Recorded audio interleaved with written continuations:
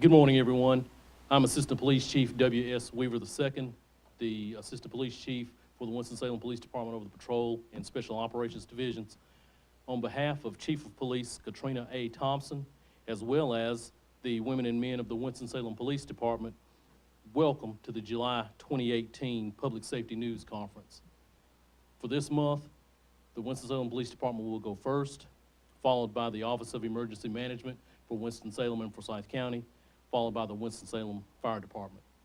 But first, please join me in honoring our fallen officer of the month, Police Officer Russell Mark Willingham, Jr. End of watch, Saturday, July 30th, 2011.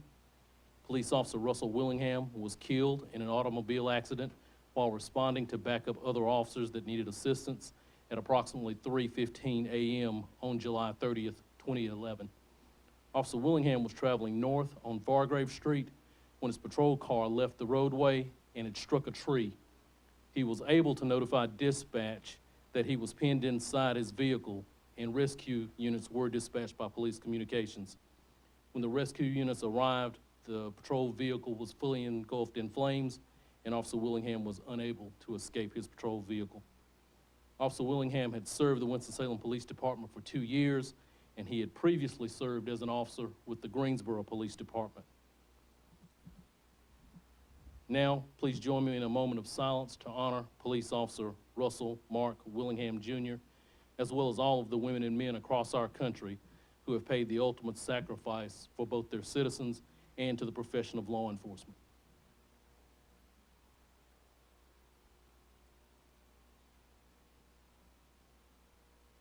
Thank you. Before I begin with our upcoming events, I'd like to thank the women and men of the Winston-Salem Police Department for all of the good work that they do on a daily basis. For our upcoming events, currently we have the Youth Citizens Police Academy that's occurring. It started on Monday, July 9th, and will conclude on Friday, July 13th. It's occurring at the Beatty Training Center, and it's actually a smaller version of our Police Citizens Academy that we do in the spring of the year. This year, National Night Out will be Tuesday evening, August 7th. That will occur in neighborhoods across Winston-Salem, as well as across the United States. The Winston-Salem Police Department and Winston-Salem Police Foundation's school supply and book bag giveaway will occur on Friday, August 10th at 10 a.m. That will be located at the Winston Mutual Building on East 5th Street, just off of Martin Luther King. It will also occur at all of the police district offices. The Triad Trackers basketball game against the Winston-Salem Police Department's basketball team will occur on August 11th, 3 p.m. at the Gateway YMCA at 1300 South Main Street. This is wheelchair basketball, and once again, it will be the Triad Trackers against the Winston-Salem Police Department basketball team. As we begin our topics for the month of July, we'll start with K-9 Sergeant Neil Barrier, K-9 Officer Austin Conrad. They'll discuss K-9 training and the building of a scent wall to assist our K-9s with scent discrimination.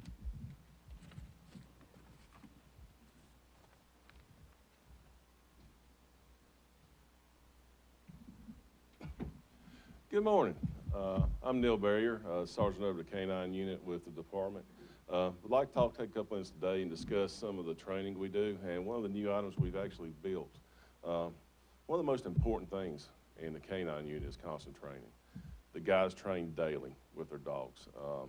We maintain 14 hours of training a month. That is mandatory. We have every Tuesday we train for 4 hours. That includes various topics, from tracking, narcotics, apprehension work, article searches. And basically what that does is guarantee we are maintaining these dogs at a high level. They're also certified once a year through NAPWater.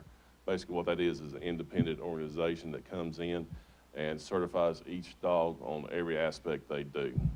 That is mandatory by our personnel. They must go through that and complete that training. We're always looking for new ways to train and ways to improve. One of the things we identified was the building of a scent wall. Basically what a scent wall is a tool that is used in basic narcotics training. It helps the dog identify the odor, and more importantly, how to pinpoint that odor. Officer Conrad will go into a little more details on exactly what that entails, how we train the dogs, the construction of this scent wall, and how it helps us train these basic dogs. When this first started, Officer Conrad was discussing it with the behind the Blue Line Foundation, and they immediately and graciously asked if they could assist in this project. They took up fundraising and procured donations from Smith Phillips Lumber Company, and Robert and Melanie Nieblock both graciously donated both supplies and money for the building of this scent wall. At this time, I'll turn it over to Officer Conrad if y'all don't have any questions, and he'll kind of go into how the wall was constructed, how it's used, and how it benefits the canines.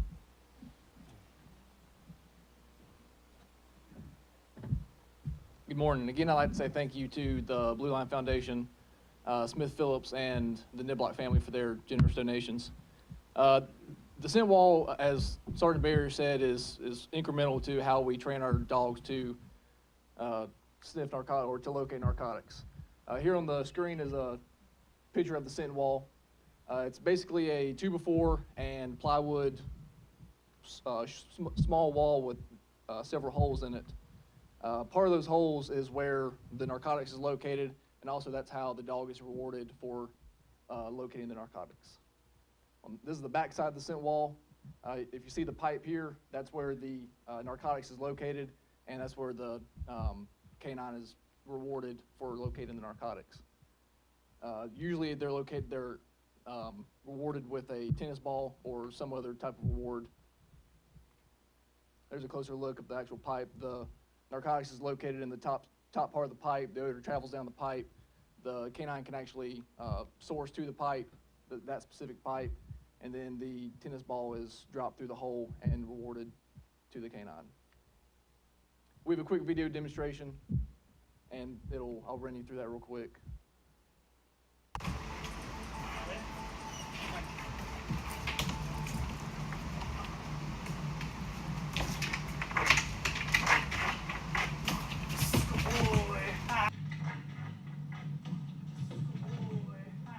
All right, as you see there, that was Corporal Perkins and his canine Bazzy. The way the wall works and the way it's used is the canine is presented to the wall, and he's trained to sniff the wall in a systematic manner. Usually it's up or down, or a free search around the wall once, then brought back and done systematically if they don't locate on the first try. Once you saw canine Bazzy find the specific hole that the narcotics was located in, he showed his alert and behavior change to Corporal Perkins, and a helper on the back side of the wall also observed that and was able to reward the canine with the tennis ball. What this does is the systematic approach to the training helps us with all types of narcotics and how we search the ways we search for narcotics, whether it's a car or a house. The systematic approach helps us maintain that we're covering every spot where narcotics could be hid. Basically, it's allowing us to source to the point, as Sergeant Barrier said, and it's helping us figure out exactly where the narcotics are located. So are there any questions? Thank you.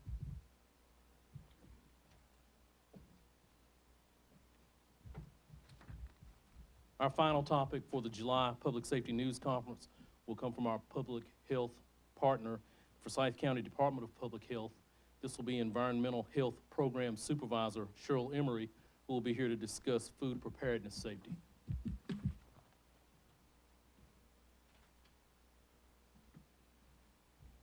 Thank you, and good morning. Summertime brings a lot of events that go on, and just wanted to talk a little bit about all the fun that you have at family reunions, picnics, things like that, cookouts, and what can you do to prevent a foodborne illness from occurring. Approximately 48 million cases of foodborne illness occur each year in the United States.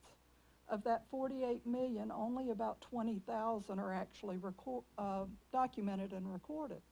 The reason for that is a lot of the foodborne illness that occurs, people shrug off and say, oh, I just ate something that didn't agree with me, oh, I've got the stomach bug that's going around. And a lot of those illnesses and stomach bugs are actually transmitted through food but we don't even realize it.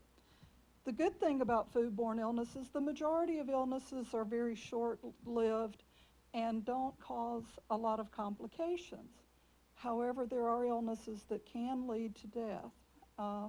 Foodborne illness is especially critical for children, elderly people, and anyone that is immunocompromised because of cancer treatments or whatever.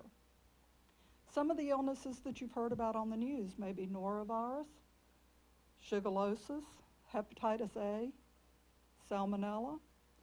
Those all are preventable illnesses. So we're going to talk a little bit about what can you do to ensure that the memories that you take away from your family reunions and your cookouts are good memories and that they're not tainted by a foodborne illness. When we're talking about preventing foodborne illness, there are 4 basic principles that you need to keep in mind. Clean, separate, cook, and chill. And I'm going to expand just a little bit on some of those principles.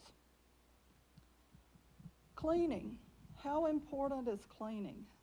One of the #1 things you can do to prevent spreading of foodborne illness is washing your hands.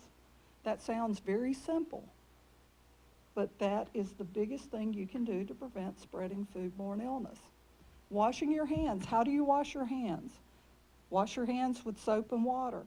Have friction, rubbing your hands together for at least 15 seconds or as long as it takes you to sing Happy Birthday song twice. Very basic principle, but it is a primary tool to prevent the spread of foodborne illness. Cleaning vegetables and fruits. Before you prepare any fresh fruits and vegetables, you should always wash them. Just wash them under clean running water and rub them with a brush to remove any organisms that may be on the surface. Another thing about clean is if you have one of those stomach bugs, you should not prepare food for anyone else. If you're caring for someone that has the stomach bug, you're changing diapers on a child that has diarrhea, do not prepare food for someone else. Because if you do not wash your hands effectively, you may spread that illness to someone.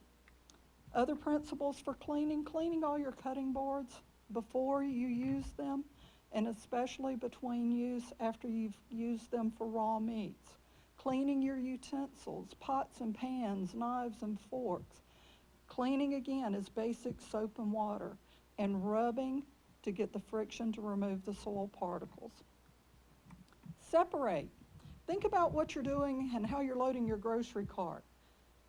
Keeping your raw meats separate from your fresh fruits and vegetables. You take advantage of the bags that are being provided in the grocery stores, putting your raw meats in those bags so that the blood or juices from those raw meat products don't contaminate other products. Then when you get your foods home, think about how you arrange your foods in your refrigerator. Prepared foods or things that are not going to be cooked, luncheon meats, things like that should be stored at the top, your fresh fruits and vegetables in the middle, and keeping all your raw meats down below so that if any blood or liquids drip from those products, they do not fall onto the things that are not going to be cooked. And separating, again, the cutting boards. Use 2 different cutting boards if at all possible. But if you have only one, chop your vegetables first, then use it to cut your raw meats. Next, cooking.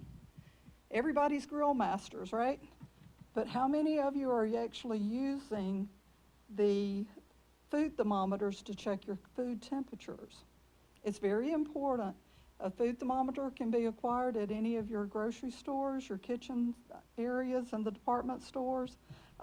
It's a very useful tool. How hot should you cook your foods? Beef, veal, lamb, and pork should be cooked to a minimum of 145. That's going to take care of any organisms that are on that product, and it's going to kill them so that it doesn't cause an illness. A medium rare, by the way, is equal to about 140 to 145. So you can still have your medium rare steaks. Seafood should be cooked to a minimum of 145. Ground beef, you want to cook it to a little higher temperature, to 160. The reason for that is meat is ground up and you've got a lot more surface area and it's all combined together, and there are different cuts of meat that go into the ground meat. So cooking to 160 will effectively kill the bacteria there. And poultry, the highest temperature is 165. Once you have cooked your meats, you want to maintain those temperatures above 135. And we'll talk about that in a minute. Keeping it cold. How do you keep foods cold? A quick tip for a picnic, use a kiddie pool. Put a bunch of ice in it and put all your foods in there. You want to keep your cold foods below 41 degrees. You can use a larger bowl with ice and put the food item down in it. But keeping foods cold, keeping them hot, you can use Ziploc bags, freeze water in Ziploc bags, layer it between the foods, especially if you're transporting food to a picnic. Layer the bags of frozen ice in between your food items that you're transporting. The danger zone. You want to stay out of the danger zone. The danger zone is the temperature range between 41 degrees and 135 degrees. That is the range at which bacteria grow most rapidly. Once bacteria start growing, they double every 20 minutes. So you can imagine if you have food sitting out at a picnic and our nice warm days, that food temperature gets around 90 degrees, the bacteria are growing like wildfire. And once the bacteria grows, someone ingests it, they become ill. So keeping in mind, keep it clean, keep it separate, keep it hot, and keep it cold. Any food that's been left out for more than 2 hours that has not been held below 41 degrees or above 135 should be discarded. Don't take it home and try to serve it again. Any questions? Thank you.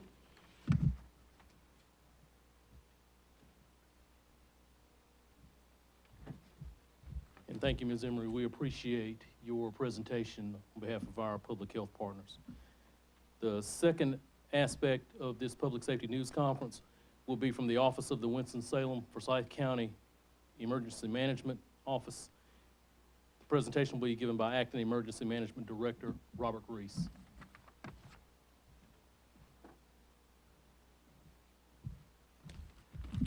Thank you, Chief Weaver. Good morning. I'm Robert Reese, the Acting Director for Winston-Salem Forsyth County Emergency Management. I'd like to welcome you again to the July 2018 Public Safety News Conference. Each month you hear from us talking about the importance of preparedness, and this month is no different. We are now in a time of year when we have the potential for severe thunderstorms, tornadoes, and flash flooding. We encourage you to take a look at your preparedness kits to make sure they're up to date in stock, and if you do not have a kit, to start assembling one. Next, you will hear from Deputy Chief Gary Stiers with the Forsyth County Emergency Services. He will be discussing details of the Carolina Brotherhood bike ride. Thank you.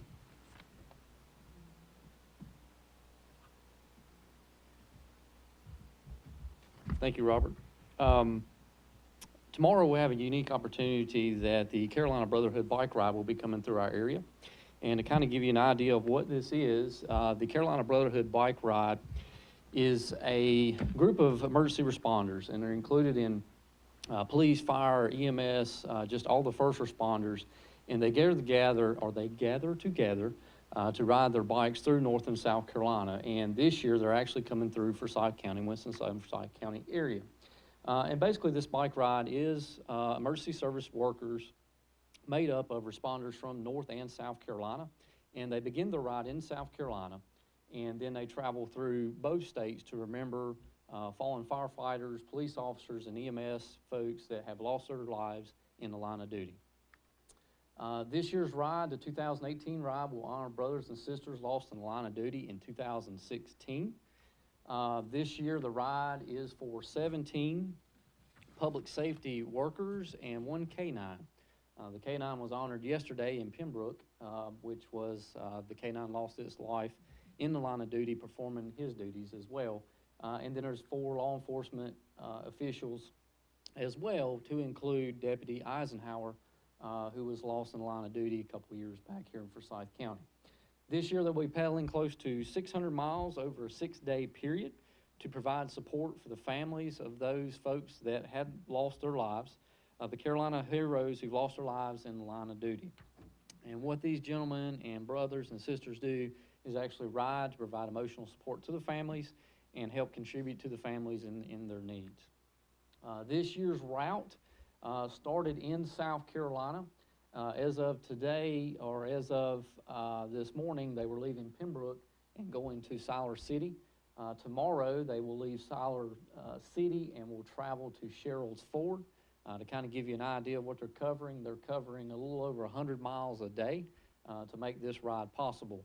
And for us, when they come through, they will actually continue on into Greenville, is where they end up their destination. So they're coming through our area on actually tomorrow. And the purpose of what we wanted to get this out to everyone is we want folks to, if they can, post along the route. And we'll talk about the route here in just a second. But tomorrow, July 12, 2018, they will be riding through Forsyth County, once again to honor Deputy John Eisenhower, who lost his life in the line of duty. And we are encouraging folks to stand out along the route to show your support as these folks come through. The estimated times, and these are subject to change, so they're bicycling, so they're averaging 15 miles per hour. Hopefully they don't hit any construction zones. That will slow them down a little bit. But they will be escorted by law, so they do make pretty good time. But they'll be coming into our area at about 8:30, 8:20. They will make a rest stop out at the Guilford County, Forsyth County line at the Hornytown Fire Department, which is near 66 and Main Street or High Point Road area. From there, they will travel to the Forsyth County EMS base and try to be there around 11:20, where they will eat lunch. And then there will be another stop at the Clemens Fire Department around 1:30, and then from 1:30 they leave and go to the county line at Davie County, or cross over the Yadkin River there from Forsyth into Davie County around 1:45. So that gives everyone a good idea, and I'll leave this up for just a minute. Gives everybody a good idea of the time frames that they'll be coming through our area. But basically about 8:30 they'll be entering our county. About 11:30, they'll be in the downtown area to eat lunch and take a break. At about 12 o'clock, they'll be leaving EMS base, which is on 5th Street, to come through downtown and come along the path and make it out to the Clemens Fire Department. So that gives you an idea of these times. They are a little bit subject to change, but there are ways via social media that you can actually follow them real time to give you an idea of where they're at. So we definitely encourage folks to look at these times, get a good idea. I'm going to show you the route here in just a second to be out and support these fine folks as they come through our area. Give you a little bit more time to get the times down. All right. The route, like I said, they'll come into Forsyth County via Main Street or High Point Road. They'll take a break at the Hornytown Fire Department, which is out at the Forsyth-Guilford County line. Near 66 and High Point Road. They'll then leave there, come down High Point Road. I didn't put all the turns in here, but I wanted to give you a general idea, and I'll show you some links where you can get the actual maps here in just a second. But from High Point Road, they'll make their way over to Reynolds Park Road. From Reynolds Park Road, they'll make their way over to Martin Luther King. Then from Martin Luther King to 5th Street to the EMS base there, where we will be providing those folks lunch. There'll be some memorials and some presentations concerning and remembering Deputy Eisenhower there. And while they take a short little break, from there they will go 5th Street through downtown and work their way through West End out onto Country Club. And then from Country Club to Peace Haven, and Peace Haven Road to Kenneman Road, and then they will go back into the Clemens Fire Department via Kenneman Road. So these are just the general ideas to kind of give you a general location. And the best way to keep up with it, or let me talk to the media for just a second. Throughout the ride, there are start points and rest points. There are lunch breaks and overnight stops. So the media is welcome to talk with these folks, ask them why they're doing it, how they're feeling on the bike ride, because it is a pretty strenuous ride, and speak to them and learn why they do personally ride for these folks. I do know there are actually families that have lost loved ones in the line of duty that are actually riding in this bike ride. So it's pretty interesting to hear all the stories of the 31 bicyclists that are participating in this event. So do please contact the Ride PIO by monitoring the social media accounts for ride updates. They have a ride tracker. They're doing Facebook Live. They're doing all the media things that you can do. They're doing it. And so to get you links to those rides, there is a hashtag. Hashtag CBH18 gets you linked into it. The Twitter account is the Carolina Bee Hood. The Facebook is the Carolina Brotherhood, or Bee Hood as well. And then their website where you can get all these links is thecarolinabrotherhood.com. Basically, also, there are some things for sale. There's T-shirts and things of those nature. And what they try to do is those proceeds go to help these families for their needs that they may need by losing their loved ones in the line of duty. Unique opportunity for Winston-Salem County to come out and see these folks, so we encourage our citizens to come see these folks and see what they're doing and encourage them on their bike ride. That's it for me, so now I'll introduce the Winston-Salem Fire Department. Chief Mayo is the next presenter. Chief.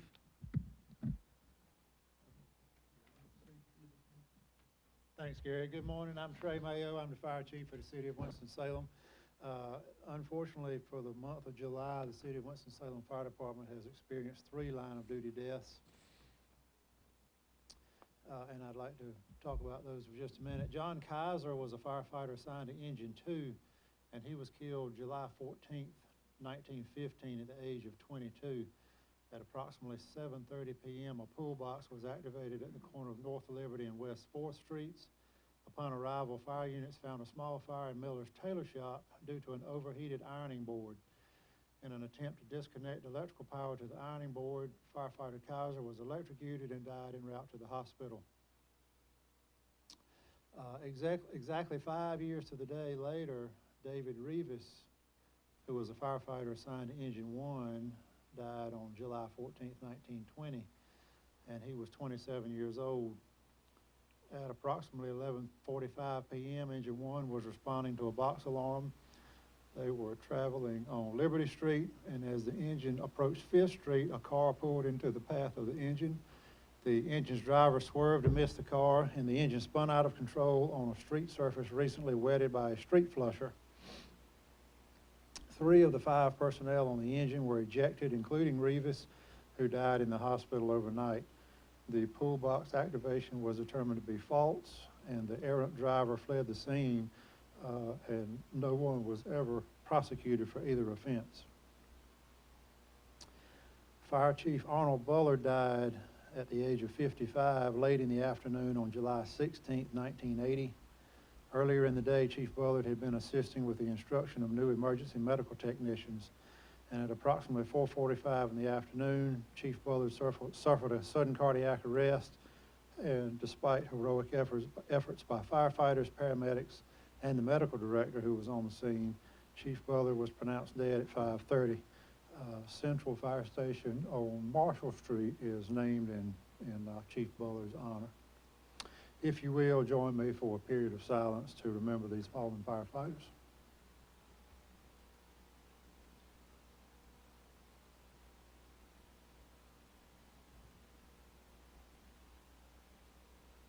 Thank you. Next up for us will be firefighter Caleb Miller. Caleb is assigned to Truck 14. That's one of our water rescue companies at Station 14 on Shadowlawn near the intersection with University Parkway. Following Caleb will be Lily Beckles from Safe Kids Northwest Piedmont. And then finally for the fire department will be fire and life safety educator Sabrina Stowe. And before I leave the podium, I'd just like to remind everybody who is not currently to follow us on Twitter at City of WS Fire. Caleb.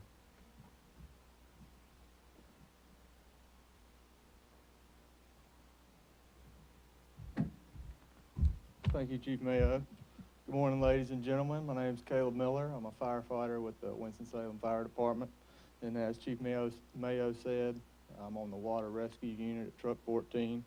And today, I'm just going to go over a few swimming safety tips. You know, this time of year with the heat, a lot of people seek some reprieve in their local swimming pool. This presentation was put together with some of my other fellow firefighters and the personnel at Station 14. These are just a few swimming accident statistics. I'll give you a second just to look over those. One of the things that I found interesting was that 77% of the deaths occur in children under the age of 5. And if you also look at that graphic on the right, you'll see that the majority of swimming accidents happen at personal pools at people's home. And you can see that the public community pools is only 18%, which is a smaller percentage than you would expect or that I would have expected. If we look at it on a broader spectrum, you can see that there's 356 annual deaths per year in ages 0 to 14 years old. If we look at it on a broader spectrum, there's almost 4,000 deaths a year from drowning if we look at all ages. These are just some general swimming safety. Research by the CDC indicates that one of the best things we can do to prevent drownings is simply teaching general swimming skills. And they've kind of defined basic swimming skills as controlled breathing, floating, and traversing a distance. So if you can learn how to control your breathing, float or tread water, and then swim to where you can cover a small distance, they consider those basic swimming skills. And if you can learn basic swimming skills, they say that that will drastically decrease your chances of drowning. Just a few general safety tips is never swim alone. The first two are a little redundant. Never swim alone and always swim with a buddy. They teach the buddy system, so you account for a buddy. But with that being said, you never want to leave a child unattended or even 2 children unattended. You would like to have some adult supervision there. And a flotation device is not a substitute for supervision. Flotation devices can fail, so always keep your child supervised. And another thing that the CDC has found, a few drowning prevention strategies. They suggest using barriers, so fences, even if it's not a chain link fence or something like that you can put up. They make fences that you can put around your pool for small children. They also include life jackets, supervision or lifeguarding, and one thing that a lot of people don't think of is teaching CPR to bystanders. That can help prevent drowning if someone nearby is trained in CPR. These are some, again, just general swimming safety, and I think these are some of the most important, but you want to maintain constant visual contact with children at all times. You want to avoid any distractions when you're supervising children around water. This goes back to the buddy system. It's good to have, but you never want to trust a child's life to another child. Make sure there's always adult supervision around. And teach children to ask permission before they go near water. Children can drown in seconds and in silence. There's not always going to be loud splashing or screaming. It can happen that quickly.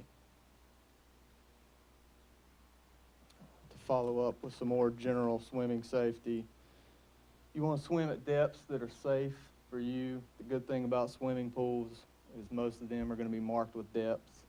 So swim at a depth that you're comfortable with. If you know you're not a strong swimmer, you probably don't want to venture into the deep end. Stay in your shallower waters. Don't swim in the dark.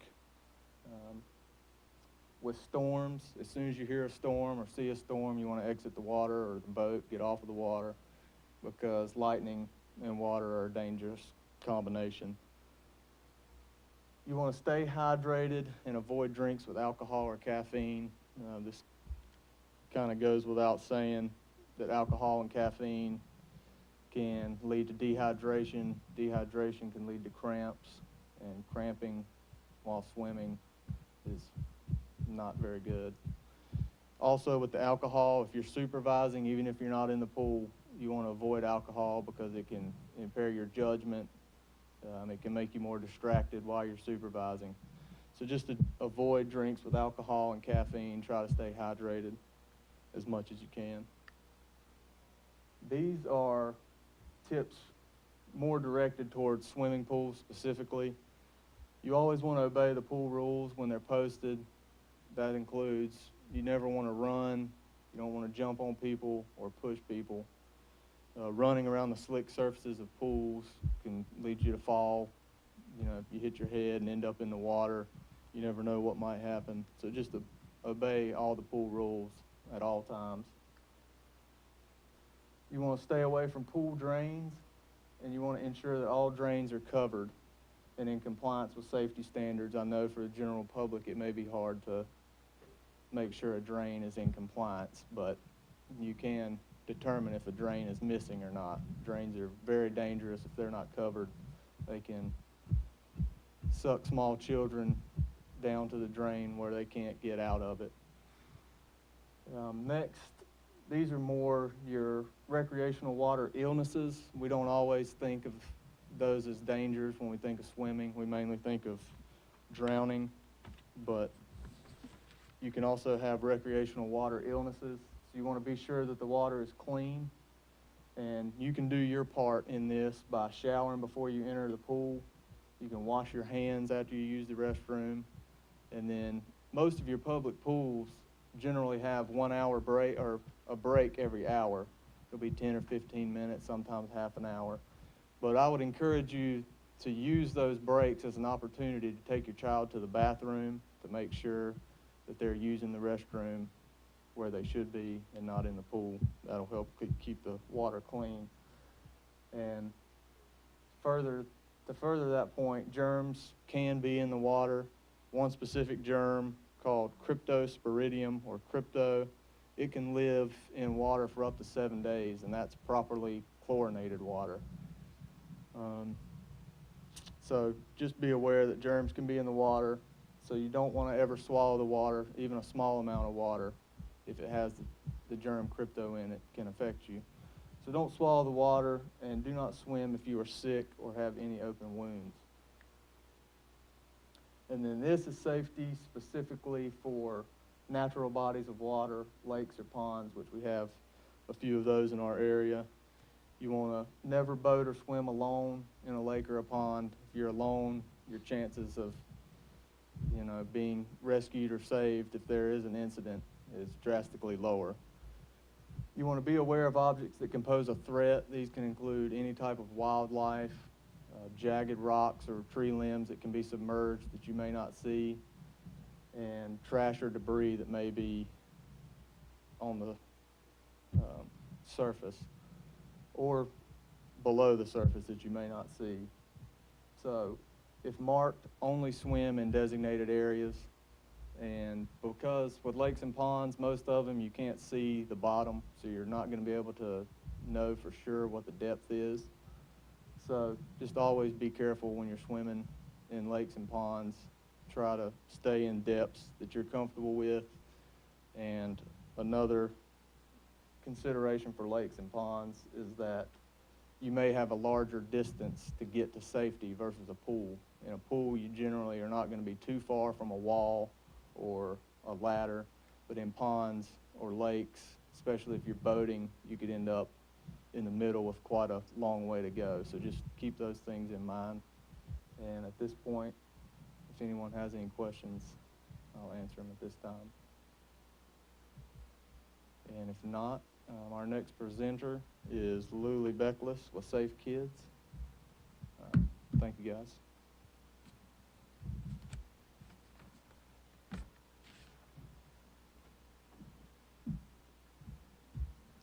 Hello, I'm Lulie Beckless, the Pediatric Injury Prevention and Outreach Coordinator for Brenner's Children's Hospital, and we cover 26 counties in the state, also including, we receive patients from Tennessee and Virginia.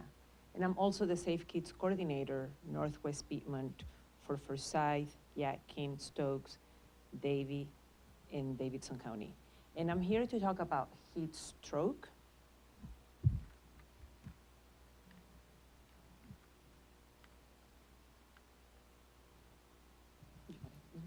Heat stroke, also known as hyperthermia, is a condition that occurs when the body isn't able to cool itself quickly enough and the body temperature rises to dangerous levels.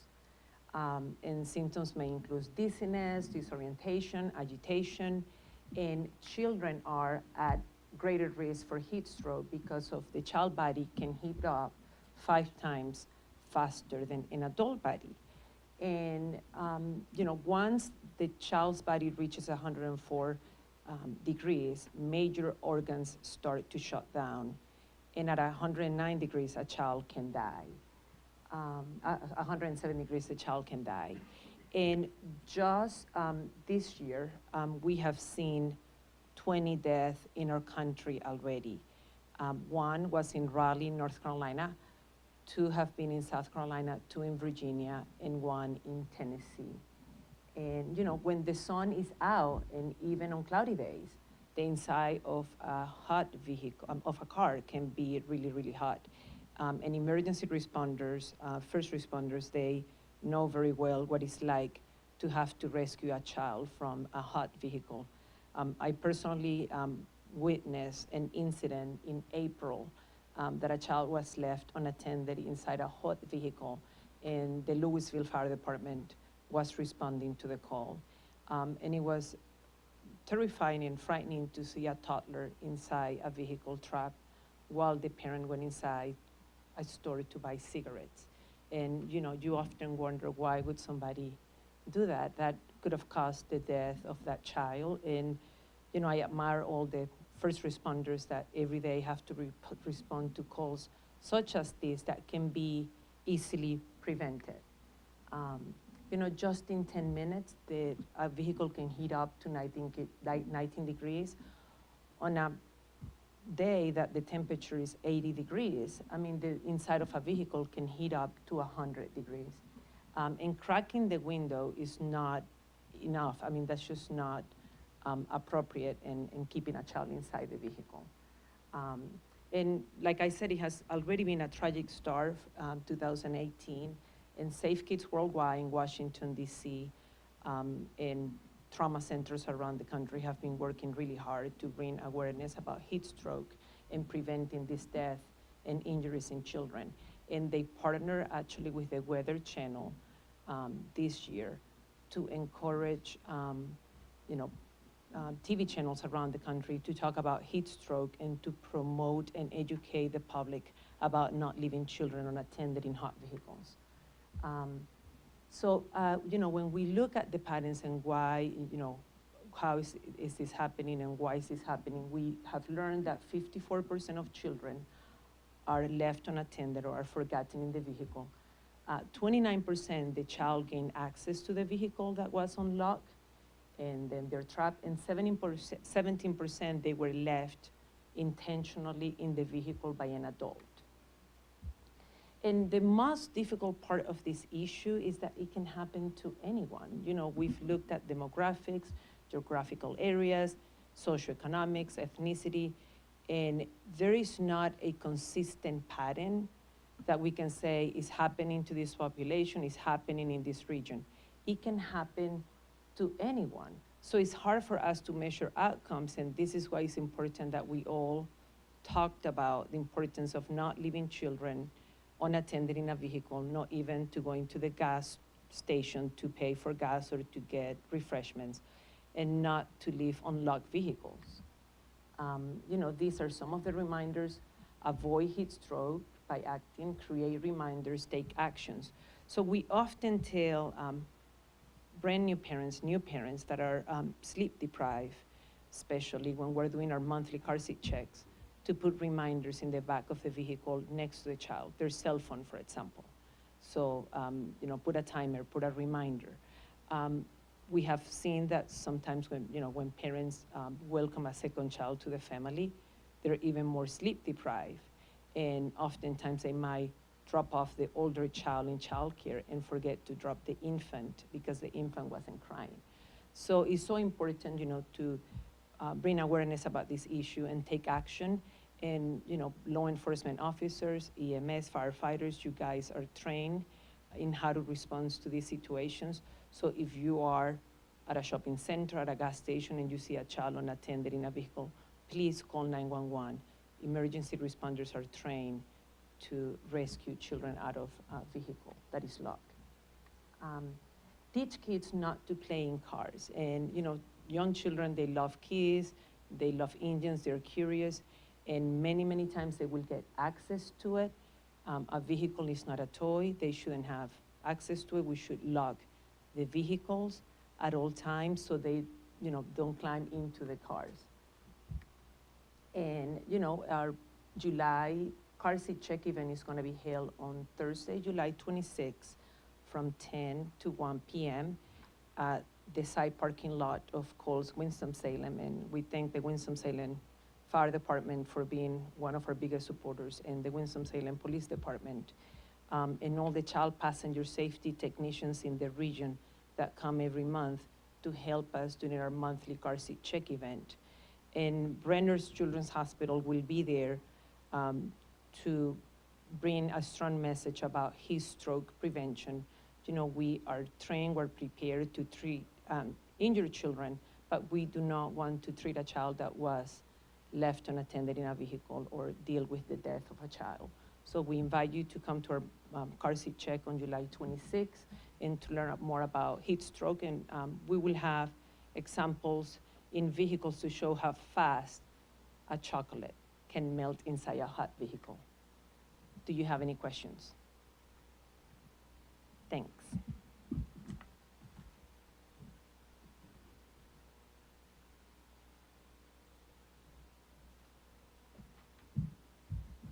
Good morning. I am Sabrina Stowe, Fire and Life Safety Educator for the Winston-Salem Fire Department. Just going to go over a few things with you. Wanted to talk about our smoke alarm and other fire safety equipment installation. We talk a lot about this at these news conferences, and I just wanted to kind of go over some of the results of our installations for the last fiscal year. We installed 1,038 smoke alarms this year. We're very, very proud of that. 898 of those were specifically with the Winston-Salem Fire Department. 138 of those smoke alarm installations was when we accompanied the American Red Cross. We also installed 81 sets of the stovetop fire stop suppression canisters. You hear Chief Mayo talk about those a lot. Those are definitely lifesavers for the city of Winston-Salem and any residents that take part in that program and receive those. We do still have those devices available. We are still in the business of installing smoke alarms, and just want to thank the Winston-Salem Fire Department for their efforts, especially the big push that we did have in the month of June, participating in the state's smoke alarm canvassing program. Our firefighters did go out on that day and throughout the entire year installing the smoke alarms. So we just wanted to thank them, and also wanted to thank you for keeping this out in the public to make sure that people are contacting us to get those devices. Next, we want to invite you to our Recruit Class 26 graduation ceremony that will take place on this Friday, 10 a.m. at the Benton Convention Center. That's going to be in the Winston 2 room. So we want you to come out. We're going to add 14 firefighters to our rolls. We're going to graduate 15 of those, but 14 of those will come to the Winston-Salem Fire Department. So please come out to join us for that ceremony. And lastly, just want to invite the public to come out to our 2018 Citizen Fire Academy. We usually have about 15 to 20 people to come and join us. Residents of our city are welcome to come out and learn about the Winston-Salem Fire Department, learn about what our firefighters do, and just to teach you a lot of things about fire prevention, things that you can use in your own home that are going to benefit you as well. You can go to our website to sign up for the Citizens Fire Academy, and that information is at the bottom of your screen, or you can contact us here at our office at 336-773-7965. Any questions for fire department, police department, or emergency management? If not, then this concludes our July Public Safety News Conference. Thank you all for coming.